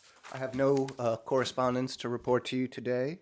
And moving on to the next item, I don't have a study session planned for next meeting, but we do have 4 items on the calendar. 2 of them are consent. They include the general plan conformity that was continued from today, as well as an additional general plan conformity regarding Tenitas Creek Beach, which perhaps you heard on the news today. The board approved the purchase of that property, which is very exciting news. And you might ask yourself, well, so how come the general plan conformity is not coming to us until the next meeting? And the answer is sometimes the speed of property transactions needs to occur at a different time frame than the calendar of our commission meeting. So the transaction is conditioned upon an affirmative general plan conformity determination by this commission, which will occur next meeting. And we feel pretty confident that you'll concur with our view that it is consistent. The other two matters on the agenda include a new single-family residence on Sunshine Valley Road in Moss Beach, and a permit to resolve the violation that occurred at the Chevron facility in Moss Beach. So this has come up at prior meetings, concern about some of the landscaping that had been removed and the way in which it affects traffic and circulation and pedestrian safety. And so obviously there's a connection here to connect the coast-side, and it's interesting to think about the various ways in which we'll implement Connect the Coast-Side, which will include actions like these where we seek to resolve violations, development that occurred that impacts circulation. So that's it for the next meeting. Moving on to the director's report. You know, I've got to say, I typically use this opportunity to update you on long-range planning, but I think you got an earful of that already. So I guess the other thing that's on the top of a lot of folks' minds is coronavirus and how that will affect future meetings. You know, we were lucky in that I didn't anticipate large crowds today, but I can see for future items where there's going to be significant public interest that we will want to carefully think about alternative ways in which we can take public input. So, you know, some way of doing that electronically, streaming, I think is something that we'll be looking into. And of course, we'll be waiting for further direction from the county health officer. But for the time being, what we're trying to avoid large gatherings. We're trying to, wherever possible, maintain a safe distance, 6 feet or more. And of course, you know, making sure that our employees know that if they're sick, they need to stay home, and that everybody taking care of proper hygienic precautions. So if you have any questions on that, I'd be happy to try and answer it, but it's kind of a fluid situation. So I'll report back to you at the next meeting about anything that might change. And then I'm glad Commissioner Kumkum mentioned some of the 21 elements trainings. I believe some will be, some opportunities for that will be coming forward in the near future. I'd encourage you to take advantage of that. And also to keep an eye on our Home for All website, which is regularly updated to talk about the work that behind that initiative. As I think I mentioned to you previously, I'm on the parking and traffic congestion solutions task force.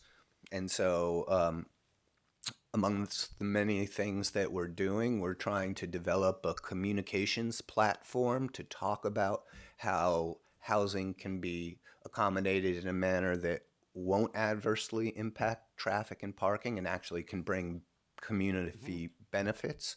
And so we'll be hosting a convening on that topic in April, I believe, provided we're still doing convenings then. Right. But in any event, I anticipate some very helpful and useful information will be coming out of that effort. So I encourage you to stay involved. And Janet has something to add. Is this the convening for April 23rd? Correct. That was been canceled. Well, there you have it. Maybe in the future. But as I said, in any event, some good information coming from that effort. So that concludes my report, and I'm happy to answer any questions. Danny, go ahead. So when you talk about possible planning commission meetings with expected large attendance, our next meeting, as you described, is not in that category? I don't anticipate so. I think, yeah, none of the items that I'm aware of have generated significant community concern or comment that where I would expect large crowds. But I would say that the next meeting where I am anticipating large crowds is April 22nd, which is when we're scheduled to consider the Mid-Peninsula Cypress Point housing project again. And so I believe we'll have enough time to determine and make arrangements for alternative forms of public input if that proves to be necessary, which I think is likely. I'm trying to envision that. So the public would not be invited to come to the meeting, you're saying? I don't know. Clearly, we have requirements under the Brown Act that we're going to need to satisfy, and so maybe council's already started thinking about this. Oh, it's Take very, that on. very much at the forefront of my mind. Yes, yeah. As Steve said, the Brown Act does place some constraints on our ability to prohibit people from attending if they wish to speak. The Brown Act doesn't prohibit other forms of providing the public alternative forms of communicating with the board or with the commission.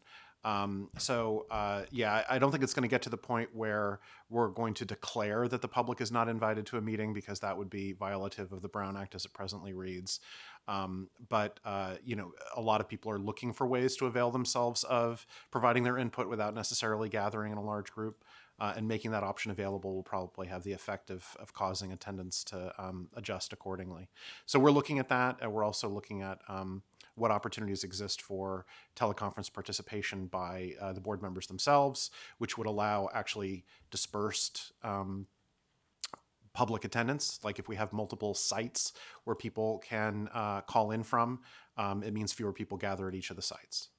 Because the public has a right to attend any of the teleconference sites that's being used by members of the board or commission. So yeah, we're looking at it, and obviously we're taking the same advice from the county health officer about how best to proceed. Thank you.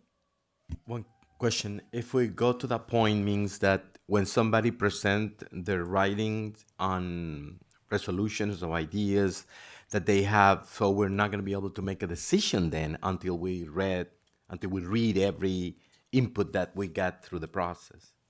It's already the case that when people come to these meetings, they sometimes bring with them writings. Sometimes it's the first that we've seen of them.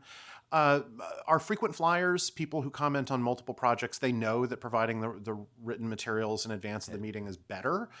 But of course, we structure our system to benefit both the people who are sophisticated or regular consumers of the resource, and then the ones who are coming to us for the first time. So at any time, if you don't have staff telling you that there's some legal reason why the decision must be made that day, if you receive material that you think you need to consider more deeply, you should discuss that with your fellow commissioners to see if there's support for continuing it to a future date. So yeah, that's a way to adjust to make sure you're taking everything into account that you need to. Okay, thank you, Tim. I'll let you know that Easter week, first week in April, where we have a meeting, I will be gone.